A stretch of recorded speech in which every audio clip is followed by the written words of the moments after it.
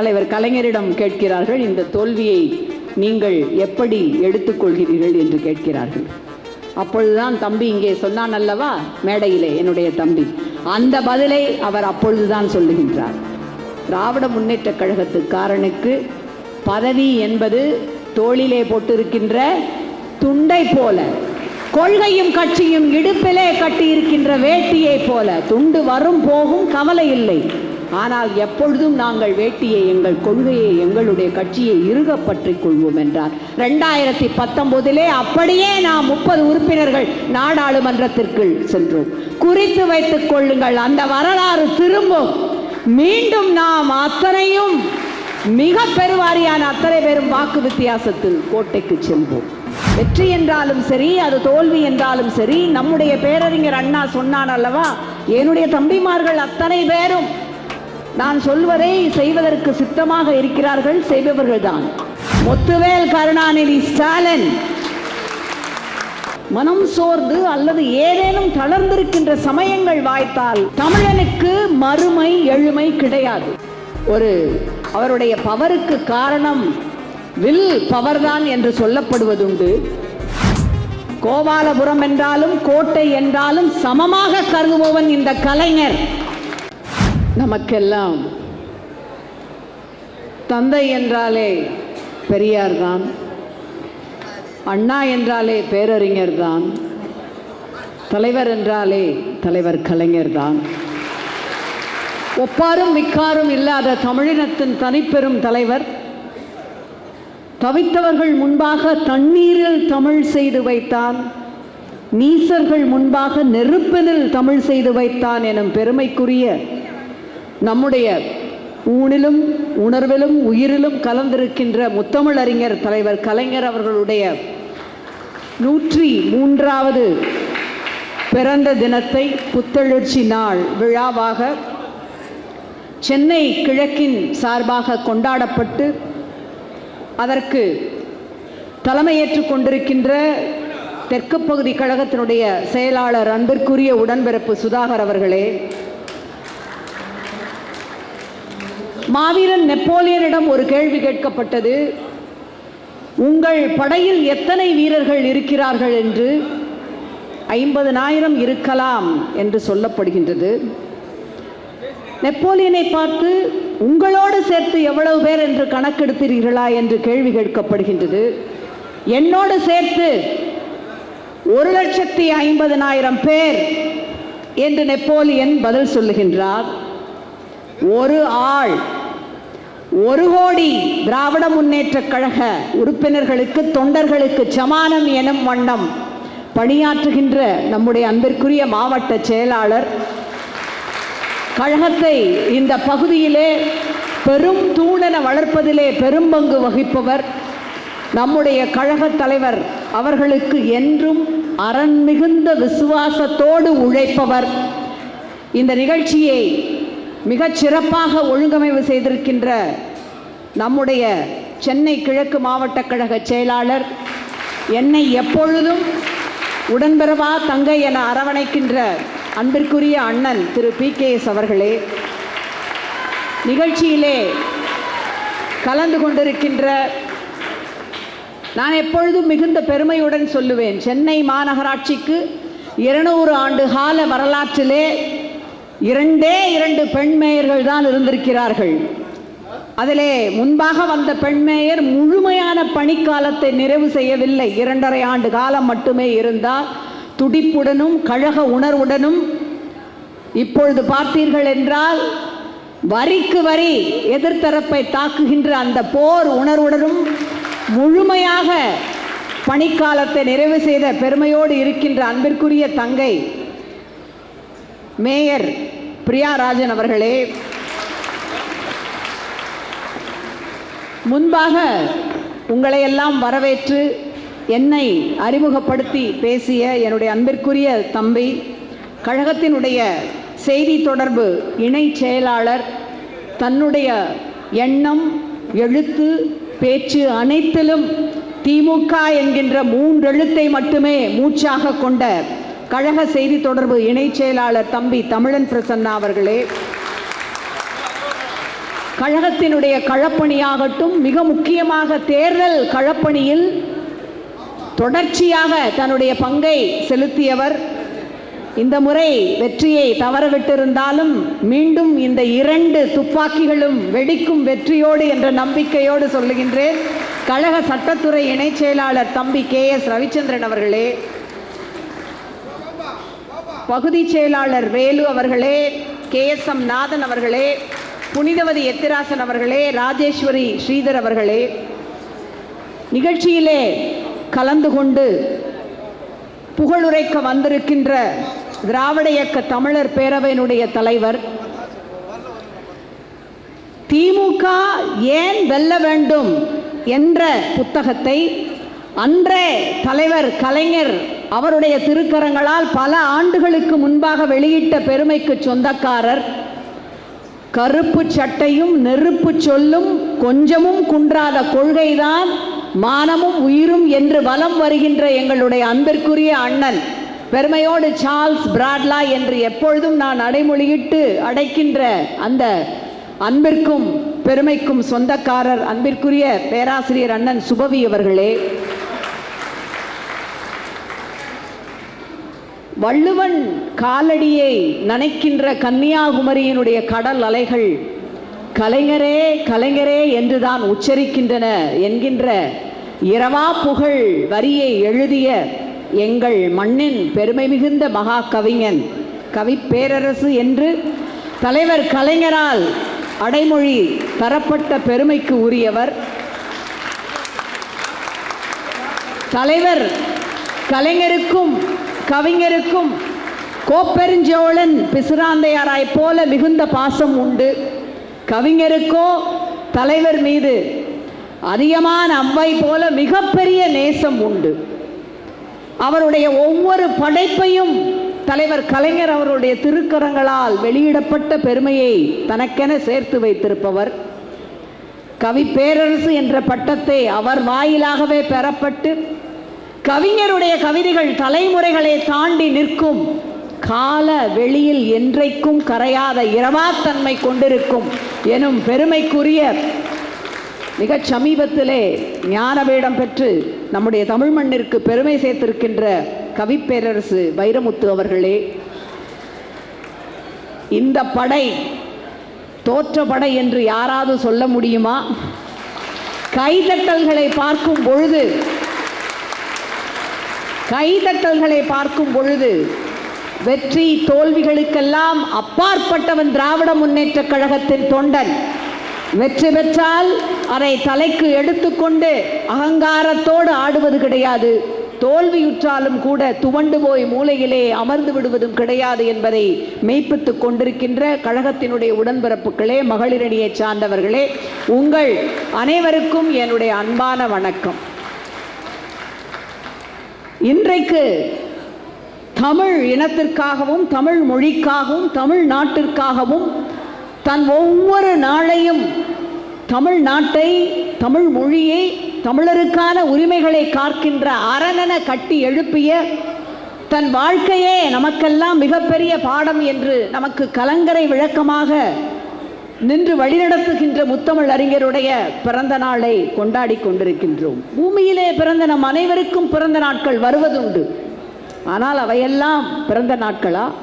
குழந்தை பருவம் பகுத்தறிவின் உறக்க நிலை என்கின்றார் வால்டேர். அந்த உறக்க நிலை பருவம் கடந்து வெளியே இருக்கின்ற கலை, அறிவு, பகுத்தறிவு, பல திறன்களை பெற்று வெளியே உற்று நோக்கி தன் உள்ளேயும் சற்று நோக்கி தனக்கும் தான் சார்ந்த சமூகத்திற்கும் சரி எது தவறெது என்று ஆய்ந்து அல்லன நல்லன பற்றி தெளிவுட்டு ஒரு மிகப்பெரிய மானுடத்தை வழிநடத்துகின்றவனாக மேம்பட்டிருக்கின்ற நம்முடைய தலைவர் கலைஞர் அவர்களை போன்றவர்கள் பிறந்த நாட்கள் தான் உண்மையிலே பிறந்த நாட்கள், பூமிக்கு என்று பெருமை சேர்க்கின்ற நாட்கள். வருடா வருடம் அதை நாம் மிகுந்த சிறப்போடும் மனமகிழ்வோடும் கொண்டாடுவது வழக்கம். இந்த முறையும் நம்முடைய கிழக்கு மாவட்டத்திலே மிகச் சிறப்பாக புத்தொழிச்சி நாளாக இதனை கொண்டாடுகிறோம் என்றாலும் இந்த பிறந்த நாள் கொண்டாட்டம் என்பது மிகுந்த முக்கியத்துவம் வாய்ந்த பிறந்த நாள் கொண்டாட்டம். நாம் அனைவரும் கொஞ்சமும் எதிர்பாராத ஒரு மிகப்பெரிய தோல்வியை சந்தித்திருக்கின்ற தருணத்தில் நம்மை வழிநடத்தி கொண்டிருக்கின்ற தலைவனுடைய பிறந்த நாள் செய்தியாக அவர் நமக்கு என்ன செய்திகளை விட்டு சென்றிருக்கின்றார், அவர் தம் வரலாற்று சுவடுகளை இந்த தலைமுறை அறிந்து கொண்டு தொண்டர்கள் அதன் மூலமாக மீண்டும் புத்தெழுச்சியோடு வீறுநடை போட வேண்டும் என்பதற்காக நாம் கூடியிருக்கின்ற பிறந்த நாள் விழா இந்த விழா. சொல்லப்படுவதுண்டு, மிக மிக எல்லா பிரச்சனைகளையும் கடினமான சூழ்நிலைகளையும் புன்னகையோடு சந்திப்பவன் அவன்தான் நல்ல மனிதன், ஒரு சிறந்த மனிதன். அனைத்து பிரச்சனைகளையும் கடினமான சூழ்நிலைகளிலும் சரியாக சிந்தித்து நடப்பவனே மிகச்சிறந்த தலைவன் என்று. அந்த வகையிலே வெற்றி என்றாலும் சரி, அது தோல்வி என்றாலும் சரி, நம்முடைய பேரறிஞர் அண்ணா சொன்னார் அல்லவா, என்னுடைய தம்பிமார்கள் அத்தனை பேரும் நான் சொல்வதை செய்வதற்கு சித்தமாக இருக்கிறார்கள், செய்பவர்கள்தான். ஆனால் என் தம்பி கருணாநிதி மட்டும்தான் என் கண் அசைவிலேயே நான் சொல்வதற்கு முன்பாக நினைப்பதை செய்கின்ற திறன் வாய்ந்தவர் என்று. அந்த தலைவர், அவர் நமக்கெல்லாம் கொடுத்து சென்றிருக்கின்ற பெருங்குடை நம்முடைய கழக தலைவர் முத்துவேல் கருணாநிதி ஸ்டாலின் கழக கொடியை தன்னுடைய கரத்தால் துவடாமல் பிடித்திருக்கின்ற அவர்தம் தலைமையில் அடுத்து வருகின்ற இந்த புலிப்படையை மென்மேலும் பற்பல புலிப்பாய்ச்சல்களோடு வழிநடத்தி தொய்வில்லாமல் கழகத்தை நான் தொடர்ந்து எடுத்துச் செல்வேன் என்கின்ற பணியை ஏற்றுக்கொண்டிருக்கின்ற நம்முடைய இளைஞர்களுடைய செயலாளர் உதயநிதி ஸ்டாலின், இவர்கள் அத்தனை பேரும் நமக்கு சொல்லுகின்ற பாடம் ஒன்றுதான். தலைவர் கலைஞர் அவரிடம் நாம் மனம் சோர்ந்து அல்லது ஏதேனும் தளர்ந்திருக்கின்ற சமயங்கள் வாய்த்தால் திரும்பி பார்க்க வேண்டிய பக்கங்கள், எடுத்துக்கொள்ள வேண்டிய விஷயங்கள் அவ்வளவு இருக்கின்றன. அதனை நினைவு கூறுவதற்குத்தான் பிறந்த நாள் நிகழ்ச்சிகள். தமிழனுக்கு மறுமை எழுமை கிடையாது. மறுபிறவியிலோ 7 பிறவிகளிலோ நம்பிக்கையற்றவன் தமிழன்.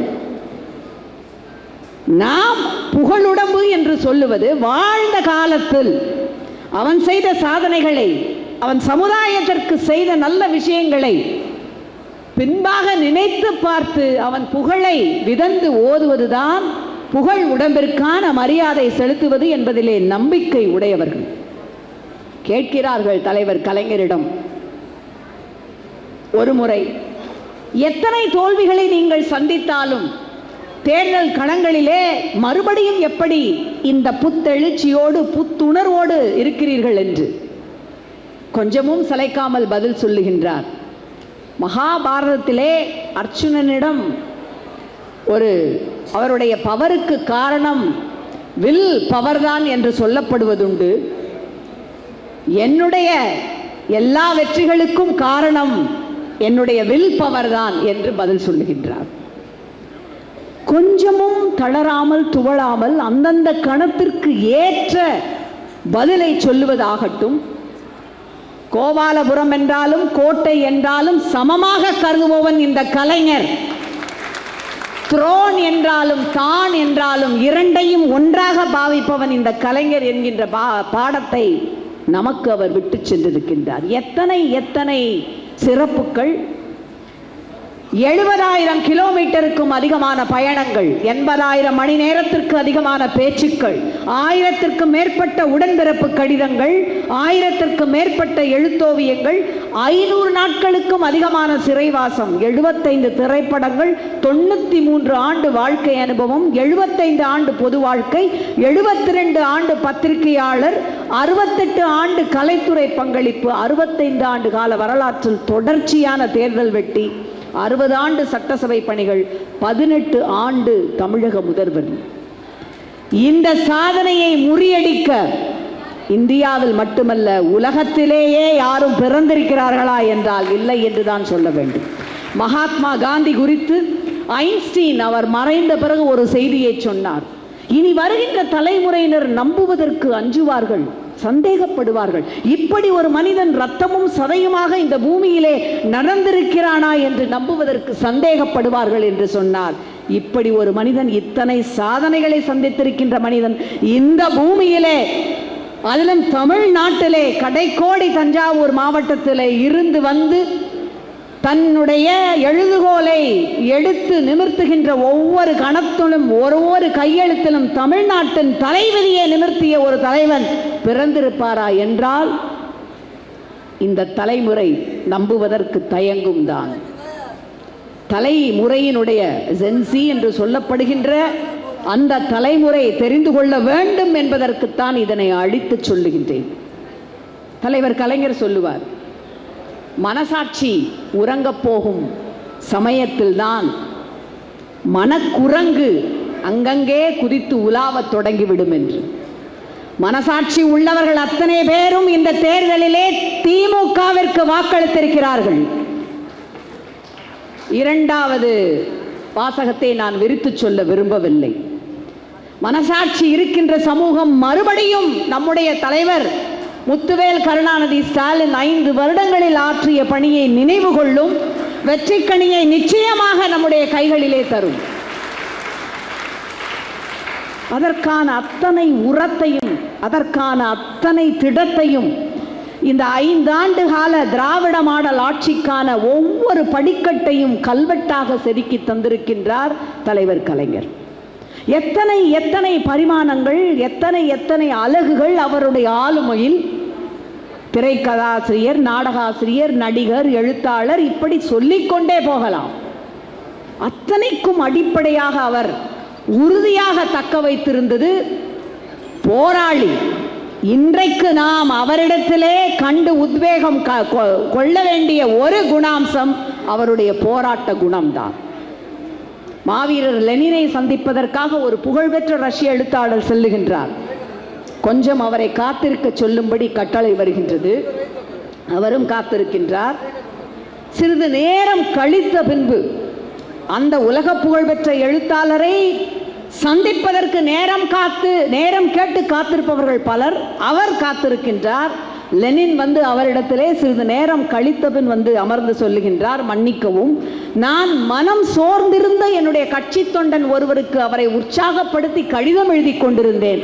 ஆகவே அதை முடித்துவிட்டுத்தான் உங்களை பார்க்க வந்தேன் என்று சொன்னார். காத்திருந்த எழுத்தாளர் மேக்சிம் கார்கி. உலக புகழ்பெற்ற எழுத்தாளரை விட ஒரு தொண்டன் முக்கியம் என்று நினைத்த லெனினை போலத்தான் நம்முடைய தலைவர் கலைஞரும் முத்துவேல் கருணாநிதி ஸ்டாலினும் இன்றைக்கும் உயிர்த்திருப்பது, என்றைக்கும் நீடித்திருப்பது உங்களை போன்ற நம்முடைய திராவிட முன்னேற்ற கழக தொண்டர்களுடைய அந்த திடத்தினால்தான். அதுதான் நமக்கெல்லாம் ஒரு உரம். அந்த உரம் என்பது நம்முடைய போராட்ட குணத்திலே வருவது. தலைவர் கலைஞர் எந்த வயதிலே எப்பொழுது ஒரு போராளியாக மாறினார்? 1936 முதல் போராட்டம். என்ன போராட்டம்? அவருடைய 6வது வகுப்பிலே, அவர் படித்த அந்த பள்ளியிலே 6வது வகுப்பில் உங்களை சேர்த்து கொள்ள மாட்டோம், உனக்கு அங்கே இடம் கிடையாது என்கிறார்கள். என்னை 6வது வகுப்பிலே சேர்த்து கொள்ளாவிட்டால் எதிரே இருக்கின்ற தெப்பக்குளத்திலே இப்பொழுதே நான் குதித்து உயிரை விடுவேன் என்று அதற்கு முயற்சி செய்கின்றார். பயந்து போன பள்ளி நிர்வாகம் உடனே அவரை சேர்த்துக் கொள்கிறது. அதுதான் அவர் கல்விக்கு என்று ஆரம்பித்த முதல் போராட்டம். 1953 தமிழ்நாடு மறக்க முடியாத மூதறிஞர் ராஜாஜி அவர்கள் குலக்கல்வி திட்டத்தை கொண்டு வந்த ஆண்டு. கடும் நிதி பற்றாக்குறையை காரணம் காட்டி பள்ளியிலே பாதி நேரம் பள்ளி கல்வியை படியுங்கள், மீதி நேரம் குலக்கல்விக்கு வாருங்கள் என்று ராஜாஜி அறிவிக்கின்றார். பெரியார் முதல் எதிர்ப்புக்குரலை எழுப்புகின்றார். அண்ணா போராட்டம் அறிவிக்கின்றார். நம்முடைய முத்தமிழறிஞர் தலைவர் கலைஞர் 1953 அல்லவா அந்த ஆண்டு, அந்த 53வது ஆண்டை குறிக்கும் வகையில் 53 கூட்டங்கள் அந்த குலக்கல்வி திட்டத்தை எதிர்த்து நடத்துகின்றார். வீழ்கின்றது ராஜாஜி அவர்களுடைய ஆட்சி. கர்ம வீரர் ஐயா காமராஜர் அவர்கள் முதல்வராகின்றார். கள்ளக்குடி போராட்டத்தை குறித்து உங்களுக்கு நான் சொல்லுவதில்லை. வெறும் 25 பேரோடு செல்லுகின்றார். நிர்வாகம் நினைக்கின்றது கள்ளக்குடி என்கின்ற பெயரை அழித்துவிட்டு திரும்பி விடுவார்கள் என்று. யாரும் எதிர்பாராத வண்ணம் உடனடியாக தண்டவாளத்திலே தலை வைத்து படுத்து மிகப்பெரிய போராட்டமாக அதனை மாற்றுகின்றார். அதே போலதான் நம்முடைய மேனாள் பிரதமர் மரியாதைக்குரிய ஐயா நேரு அவர்களுக்கு எதிரான அந்த போராட்டம், இப்படி அவருடைய வாழ்க்கையே ஒரு போராட்டம். நீங்கள் யார் என்ற கேள்விக்கு நான் ஒரு மானமிகு சுயமரியாதைக்காரன் என்று சொன்ன போராளி. உங்கள் கட்சியினுடைய கொள்கை என்ன? கொள்கையே இல்லாதவர்கள் ஆட்சிக்கு வந்திருக்கின்ற இந்த காலகட்டத்தில், அல்லது கொள்கையை சொல்லுகின்ற ஒன்றுதான் கட்சியினுடைய பெயராக இருக்க வேண்டும் அல்லவா? அப்படியெல்லாம் அதெல்லாம் மாறி இருக்கின்ற இந்த காலகட்டத்தில் கேட்கப்படுகின்ற கேள்வி, பிராவதா என்கின்ற ரஷ்ய பத்திரிகை கேட்கின்றது, என்னுடைய கட்சியினுடைய கொள்கை சமுதாயத்தில் சம தர்மம், பொருளாதாரத்தில் சமமான பகிர்வு, ஜனநாயகம், அரசியலில் ஜனநாயகம், இதுதான் என்னுடைய கட்சியினுடைய செல் நெறி என்று அன்றே வரையிற்று அந்த பாதையிலேயே இன்று வரை நம்மை அழைத்து செல்லுகின்ற பெருமைக்கு சொந்தக்காரர். நான் சொன்னேன் அல்லவா, இந்த போராட்ட குணத்தை அவர் தன்னுடைய கடைசி நாள் வரை கட்டிக்காத்த இந்த போராட்ட குணத்தை தான் நம்முடைய தலைவர் அவர்கள் இன்றைக்கும் அவரும் முன்னெடுத்து நம்மையும் அதனை ஆயுதமாக கொண்டு பயணம் செல்ல வேண்டும் என்று நம்மிடையே இன்றைக்கு தேர்தல் கால செய்தியாக சொல்லி இருக்கின்றார். கொஞ்சமும் துவளாமல் செய்தி வந்து, நம்முடைய அந்த தோல்விக்கான செய்தி வந்த அடுத்த நாளே தனக்கு வாக்களிக்காத மக்களுக்கும் நன்றி செலுத்திய ஒரு தலைவர் இந்தியாவிலேயே தமிழ்நாட்டிலே நம்முடைய முத்துவேல் கருணாநிதி ஸ்டாலின் தான். தோல்வியை தாங்குகின்ற பக்குவம் மட்டும் அல்ல, தோல்வியை எவ்வளவு திடமாக எதிர்கொள்ளுகின்றோம், அதிலிருந்து எவ்வளவு மிக விரைவாக மீண்டு எழுகிறோம் என்பதுதான் நம்மை வழிநடத்துகின்ற ஒரு தலைவனை கொண்டு செலுத்துகின்ற சித்தாந்தம். அறம், மனிதம், அரசியல். நமக்கு இங்கே கொடுக்கப்பட்டிருக்கின்ற தலைப்பு அறம் காத்த அரசியல் புனிதம், அனைவரையும் வாழ்வித்த மனிதம். ஒருபுறம் அறம், ஒருபுறம் மனிதம், நடுவிலே அரசியல். நினைத்து பாருங்கள், இரண்டு விழுமிய சொற்கள், வேல்யூஸ் என்று சொல்லப்படுகின்ற விழுமிய சொற்கள். அரசியல், மிகச் சமீபத்திய அரசியல் கூத்துக்களை நீங்கள் பார்த்து கொண்டேதான் இருக்கிறீர்கள். அறத்தின் வழி, அன்புசார் மனிதத்தின் வழி நடக்கின்ற நாம் அரசியல் சூதுவாதில் நாம் எப்படி பந்தாடப்படுகின்றோம், எப்படி காற்று திசை மாறி அடித்தால் அங்கே ஒட்டி செல்லுகின்ற சருகுகளைப் போல அத்தனை பேரும் செல்கிறார்கள் என்பதை நாம் பார்த்து கொண்டிருக்கின்ற இந்த காலகட்டத்தில் மிக அருமையான தலைப்பை அண்ணன் எப்பொழுதும் இந்த மாதம் முழுவதும் அவர் ஒரு திருவிழாவைப் போல கலைஞர் பிறந்த நாளை கொண்டாடுவார். ஒவ்வொரு தலைப்பையும் தேர்ந்தெடுத்து வைத்திருப்பார். இந்த காலகட்டத்தில் அறமும் மனிதமும் இடையிலே அரசியலை வைத்த அவருக்கு என்னுடைய மனமார்ந்த நன்றியும் பாராட்டும். கலைஞரை விட அரசியலில் அறத்தை கொண்டு செலுத்தியவர் யார்? கலைஞரை விட அரசியலில் மனிதத்தை அப்படியே கடைசி வரை எடுத்துக்கொண்டு அதை ஒரு மிகப்பெரிய ஒரு மாண்பமை கூறாக எடுத்து சென்றவர் யார்? யாருமே இருக்க முடியாது. அறத்தின் பால் கொள்கையில் நழுவாமல் தன்னுடைய மனசாட்சிப்படி பற்பல முடிவுகளை அவர் எடுத்திருக்கின்றார். அதற்கான நியாயங்கள், சட்டப்படி தவறு என்றாலும் நியாயப்படி, தார்மீகப்படி என்னுடைய முடிவு சரி என்பதை பல இடங்களிலே அவர் நிரூபித்திருக்கின்றார். ஒரு 2-3 சம்பவங்கள் நிறைய அவருடைய வாழ்க்கையிலே நமக்கு கற்றுக்கொள்வதற்கு பாடங்கள் இருந்தாலும் இந்த 2 ஒற்றி 2-3 சம்பவங்களை சுட்டிக்காட்டலாம் என்று நான் நினைக்கின்றேன். பல ஆண்டுகளுக்கு முன்பாக தலைவருடைய மிக நெருங்கிய நண்பராக இருந்த டெல்லி சம்பத் என்பவர் இதனை பதிவு செய்திருக்கின்றார். பல ஆண்டுகளுக்கு முன்பாக டெல்லியிலே ராமகிருஷ்ணா நகர் பகுதியிலே மலை மந்திர் என்கின்ற இடத்திலே முருகப்பெருமானுக்கு ஒரு கோயில் கட்டப்பட்டு கொண்டு வருகிறது. கணபதி சபதி தான் அந்த கோயில் வேலைகளை செய்கின்றார். அந்த கோயில் சிற்பங்கள் குறித்து தலைவர் கலைஞரோடு அலாவலாவ வேண்டும் என்கின்ற ஒரு விருப்பம் அவருக்கு உண்டு, நெருங்கிய நண்பர் என்பதால். ஆனால் டெல்லி செல்லும் பொழுதெல்லாம் தலைவர் கலைஞருக்கு அந்த வாய்ப்பு கிடைக்கவில்லை. ஒரு முறை மாலையிலே ஓய்வாக இருக்கும் பொழுது தன்னுடைய நண்பரை அழைத்து இந்த கோயில் பணியில் சபதியை போய் பார்த்து வருவோம் என்று ஒருவருக்கும் சொல்லாமல் தலைவர் கலைஞரும் இவரும் அங்கே செல்கிறார்கள். கணபதி ஸ்தபதிக்கு இவரை அடையாளம் தெரிகிறது. குளிர்காலம் என்பதால் தலையிலே முண்டாசு கட்டி கொண்டிருக்கின்ற தலைவரை அடையாளம் தெரியவில்லை. அடையாளம் கண்டு கொண்ட பின் அவ்வளவு குதூகலம் அவருக்கு. கிட்டத்தட்ட 2 மணி நேரம் அமர்ந்து அந்த கோயிலிலே வைக்க வேண்டிய சிற்பங்கள், நுட்பங்கள், கலை வடிவங்கள் குறித்தெல்லாம் அவரோடு அளவலாவுகின்றார். கேள்விப்பட்டு அந்த கோயில் நிர்வாக குழுவினுடைய தலைவராக இருந்த நிலைக்குழு தலைவர் அப்பொழுது ஆர்வி வெங்கட்ராமன் அவர்கள் வந்து விடுகின்றார். இணை தலைவராக இருந்த விவசாயத்துறையினுடைய செயலாளர் பாலகிருஷ்ணன் ஐஏஎஸ் வந்து விடுகிறார்கள். உறவாடுகிறார்கள் ஒருவர். அப்பொழுது பாலகிருஷ்ணன் ஐஏஎஸ் விவசாயத்துறையினுடைய செயலாளர் தலைவருடைய நண்பரிடம் சொல்லுகின்றார், உங்கள் தமிழ்நாட்டிற்கு ஒரு 3 கோடி ரூபாய் நிதியை விவசாயத்துறை ஒதுக்க இயலும், முறையான கடிதம் வந்தால் ஒரு கோரிக்கையை முன்வைத்து என்று சொல்லுகின்றார். செய்தி தலைவர் கலைஞருக்கு சொல்லப்படுகின்றது. உடனடியாக இரவே தமிழ்நாடு இல்லத்திற்கு வந்து இங்கு இருக்கின்ற அண்ணா ஜார்ஜ் அவர்களிடம் அதை தயாரிக்க செய்து கடிதம் விமானத்தின் வாயிலாக அனுப்பி வைக்கப்படுகின்றது. கையெழுத்து போட்டு 3 கோடிக்கான காசோலையும் வாங்கி விடுகின்றார். அதுவல்ல செய்தி. செய்தி வாங்கிவிட்டு பாலகிருஷ்ணன் அவரிடம் தலைவர் கலைஞர் சொன்னாராம், தமிழ்நாட்டிற்கு நீங்கள் நிதியை கொடுப்பீர்கள், நான் கோயிலுக்கு வரும்பொழுது கொடுப்பீர்கள் என்றால் நான் தினமும் கோயிலுக்கு வருவதற்கு தயாராக இருக்கிறேன் என்று சொன்னாராம்.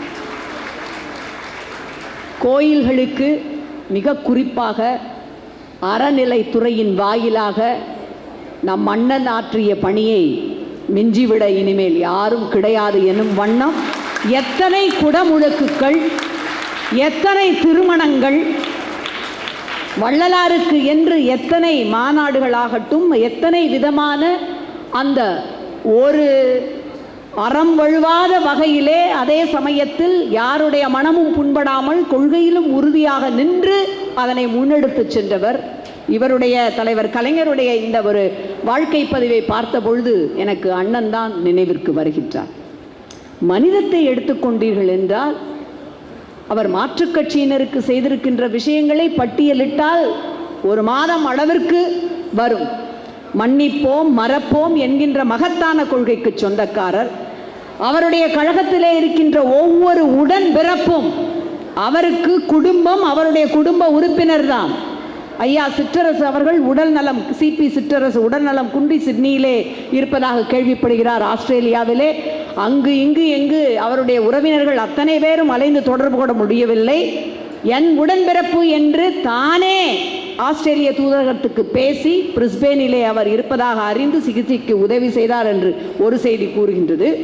ஐயா என்என் அவர்கள் தன்னுடைய உடல்நல குறைவு காரணமாக நமக்கெல்லாம் மிக முக்கியமான கழகத்தினுடைய மிக மூத்த முன்னோடி அனுமதிக்கப்பட்டு இருந்த நிலையிலே தினமும் அவரை சென்று பார்த்த கலைஞர் பஞ்சாப் சண்டிகரிலே இருந்து அவருக்காக சிறப்பான ஒரு மருத்துவரை அழைத்து வந்தார் என்று ஒரு செய்தி சொல்லுகின்றது. சங்கரன் கோயில் சுப்பையா 1980 ஒரு கடைக்கோடி தொண்டர், அவர் சாலை விபத்திலே மரணமடைகின்றார். சங்கரன் கோயில் சுப்பையா அவர்களுடைய குடும்பத்தை திமுக தத்தெடுத்துக் கொள்ளும் என்று அறிவிக்கின்றார். அறிவித்தபடியே அவருடைய தம்பி தங்கவேலுவை சட்டமன்ற உறுப்பினராகி மந்திரியாகவும் ஆக்கின்றார். திராவிட முன்னேற்ற கழகம் என்பது உண்மையிலேயே உணர்வு பூர்வமான ஒரு குடும்ப கட்சி தான். ரத்தமும் சதையுமான தமிழ் உணர்வு கழக பிடிப்புகளால் பிணைக்கப்பட்ட ஒரு கட்சி தான். அதனால்தான் தலைவர் கலைஞர் பலமுறை சொல்லுவார், நான் எங்கிருந்தோ வந்து உங்களை ஆள பிறந்திருக்கின்ற ஆண்டவன் அல்ல, அவதார புருஷனும் அல்ல, உங்களில் ஒருவன், உங்கள் இரத்தத்தில், உங்கள் சதையில், உங்கள் எலும்பிலிருந்து வந்த உங்களில் ஒருவன் என்று அவர் சொல்லுவது அதனால்தான். மனிதமும் அறமும் அரசியல் என்று வந்துவிட்டால் மரித்து போகலாம். மரித்து விட்டாலும் அது அரசியல் என்கின்ற அந்த சதுரங்கத்தில் நியாயத்திற்கு உரியதே என்றெல்லாம் சொல்லப்படுகின்ற காலத்தில் இந்த இரண்டையும் இரு கண்களென, அது கழக குடும்பம் என்றாலும் சரி, எதிர்த்தரப்பினர் என்றாலும் சரி, வழுவாமல் கட்டி காத்து அதே சமயத்தில் வெற்றிகளை ஈட்டிய பெருமைக்கும் சொந்தக்காரர். 14ஆம் ஆண்டு முதலாக நம்முடைய மாண்புமிகு பிரதமர் அவர்கள் ஆட்சிக்கு வருகிறார். 2014ஆம் ஆண்டு அம்மையார் ஜெயலலிதா அவர்களுக்கு 37 இடங்கள். அந்த இதிலே ஒன்று பிஜேபி, ஒன்று பாமக. நமக்கு ஒரு இடம் கூட கிடைக்கவில்லை. தலைவர் கலைஞரிடம் கேட்கிறார்கள், இந்த தோல்வியை நீங்கள் எப்படி எடுத்துக்கொள்கிறீர்கள் என்று கேட்கிறார்கள். அப்பொழுதுதான் தம்பி இங்கே சொன்னான் அல்லவா மேடையிலே, என்னுடைய தம்பி, அந்த பதிலை அவர் அப்பொழுதுதான் சொல்லுகின்றார்.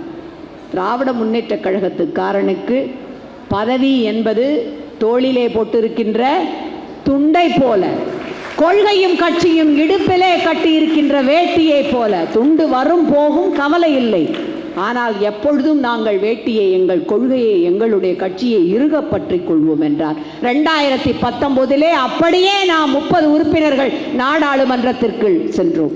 குறித்து வைத்துக் கொள்ளுங்கள், அந்த வரலாறு திரும்பும். மீண்டும் நாம் அத்தனையும் மிக பெருவாரியான அத்தனை பேரும் வாக்கு வித்தியாசத்தில் கோட்டைக்கு செல்வோம். துவண்டு விடாமல், அதே சமயம் அறத்தையும் மனிதத்தையும் வழுவ விடாமல் அடுத்த கட்டத்திற்கு நடத்தி செல்வதற்கு தொண்டர் பலமே முக்கியம் என்பதை அறிந்தவர் கலைஞர். ஆகவே முத்து, கவுண்டம்பட்டி முத்து என்பவரோடு உரையை நான் நிறைவு செய்யலாம் என்று நினைக்கின்றேன். யார் இந்த கவுண்டம்பட்டி முத்து?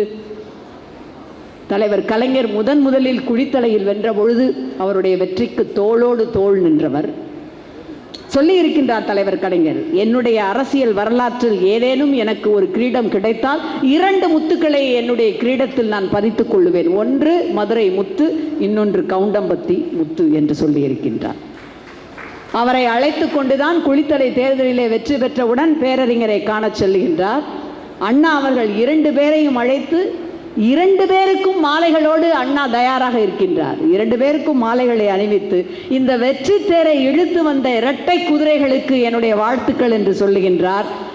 கடைசி வரை அந்த கவுண்டம்பட்டி முத்து, அண்ணாவும் தலைவர் கலைஞரும் எத்தனை பதவி கொடுக்க முன்வந்தாலும் வேண்டாம் என்று விட்டு கட்சி தொண்டனாக, கழக தொண்டனாகவே இருந்தவர்.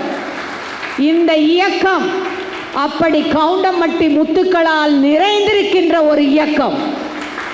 யாரும் இந்த இயக்கம் இன்றோடு முடிந்தது, இனி எழவே முடியாது என்று கனவு காண வேண்டாம்.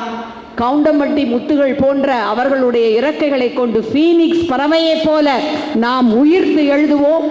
நம்முடைய முத்துவேல் கருணாநிதி ஸ்டாலின் அவர்களுடைய தலைமையில் நாம் மீண்டும் வருவோம். நம்முடைய தலைவர் கலைஞர் அவருடைய நினைவை நெஞ்சிலே வைத்து போற்றுவோம். நன்றி, வணக்கம்.